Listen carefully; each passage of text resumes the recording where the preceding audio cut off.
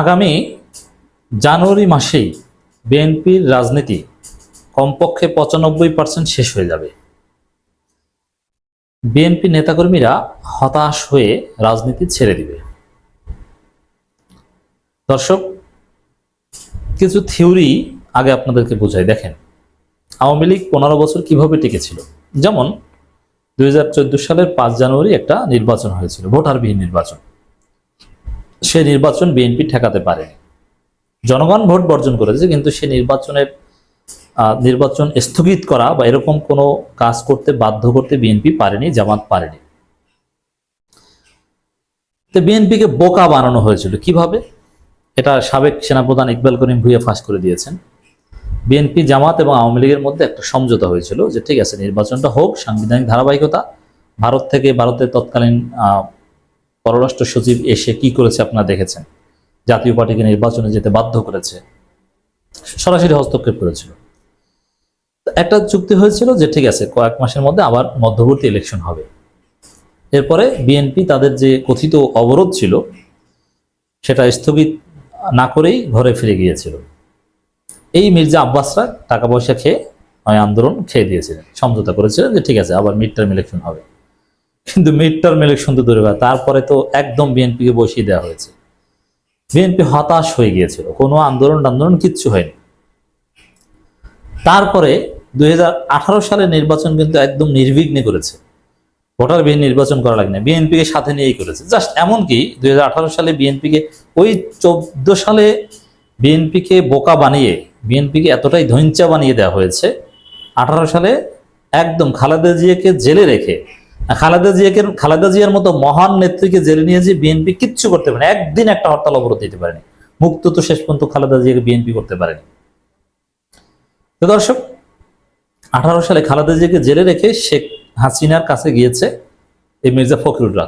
মানে কত বড় নোংরা কাজ চিন্তা করেছেন। এবং কি সুন্দর হাসাহাসি চাটা খেয়ে এসেছে, এমনকি দুপুরের খাবার না রাতের খাবারও খেয়েছিল গণভবনে, যে খালেদা জিয়াকে জেলে রেখে। 18 সালে নির্বাচন করেছিল, বিএনপিকে কিছু কলা ধরিয়ে দিয়েছে, 6টা না 7টা। রাতে নির্বাচন হয়েছে, 4.5 বছর একদম চোখ বুঝে বিএনপি শাসন করেছে। এর মানে আপনি দেখেন, 2014 সালের 5 জানুয়ারির পর থেকে 2023 সালের 28শে অক্টোবর পর্যন্ত, এমনকি 28শে অক্টোবর থেকে 24 সালের 7 জানুয়ারি পর্যন্ত বিএনপি কিন্তু কিচ্ছু করতে পারেনি, ধৈঞ্চা বানিয়ে রাখা হয়েছিল। আওয়ামী লীগের জন্য ওটা কোনো টেনশনই ছিল না যে বিএনপি কিছু একটা করবে। একটু ভয় আওয়ামী লীগ পেয়েছিল 23 সালের 28 অক্টোবর, কিন্তু ওটা পুলিশের বাঁশির ফুতে বিএনপি পালিয়ে গিয়েছে, শেষ ঝামেলা। তো হুমকি ধামকি দিয়ে এই করব সেই করব বলে না করতে পারলে কিন্তু রাজনীতি থাকে না, ধৈঞ্চা হয়ে যায়। 2014 সালের 5 জানুয়ারি নির্বাচন ঠেকাতে না পারার মাধ্যমে 10 বছর মেয়াদে বিএনপি ধৈঞ্চা হয়ে গিয়েছিল। এটা একটা থিওরি, এটা বাস্তবতা। আওয়ামী লীগ কিন্তু মোটেও করে না, কোনো হুমকি ধামকিকে ভয় পেত না। দেন 28 অক্টোবর যে বিএনপিকে ঘরে পাঠিয়ে দিয়েছে পিটিয়ে, এতে তেমন কিছু করতে হয়েছে? পুলিশের জাস্ট বাঁশি দিয়েছে, তাতেই হয়েছে। তেমন কিন্তু লেথাল ওয়েপনও ব্যবহার করতে হয়নি। কিছু টিয়ার শেল নাকি মেরেছিল। এবার আসেন, আগামী বছর জানুয়ারিতে বিএনপি কিভাবে ধরা খাবে। বিএনপি ডেডলাইন দিয়েছে, চূড়ান্ত ডু অর ডাই সিদ্ধান্ত নিয়েছে, ডিসেম্বরের পর নির্বাচন, এটা হতেই পারে না। নির্বাচন হলে ডিসেম্বর, এমনকি জুন পর্যন্ত মানে না। আমি একটা বক্তব্য দেখাই আপনাদেরকে, আমির খসরু মাহমুদ চৌধুরী, তিনি বলছেন ডিসেম্বরের পরে নির্বাচন তো প্রশ্নই আসে না। ডিসেম্বরের পরে নির্বাচন হতে হবে ডিসেম্বরে, পরে হতেই পারে না। এমনকি রোজার আগে যেটা বলছে আমিরে জামাত, সেটাও না। ডিসেম্বরের পরে নির্বাচনের প্রশ্নই আসে না, ডু অর ডাই। তাহলে কি হবে? ডিসেম্বর নির্বাচন হবে না, এটা 100% নিশ্চিত। তাহলে ডিসেম্বরের পর জানুয়ারিতে বিএনপি নেতাকর্মীরা, জনগণ সবাই দেখবে যে বিএনপি ডু অর ডাই বলেছিল যে ডিসেম্বরের পর নির্বাচন হবে না, এখন তো নির্বাচন হলো না। মানে কি, এই বিএনপি ধৈঞ্চা, এদের মাধ্যমে কিছু হবে না।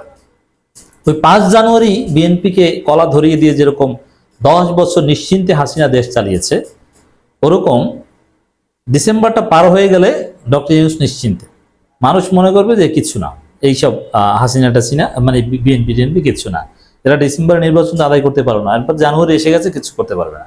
বিএনপির অবস্থা হবে এটা, বিএনপি নেতাকর্মীরা হতাশ হয়ে যাবে। তবে হতাশ হলো 14 সালের পর 24 সাল পর্যন্ত তো বিএনপি টিকে ছিল, কারণ হাসিনা বিরোধী শক্তি মানে ছিল বিএনপি। এটা একটা অনিবার্য গ্রামার ছিল।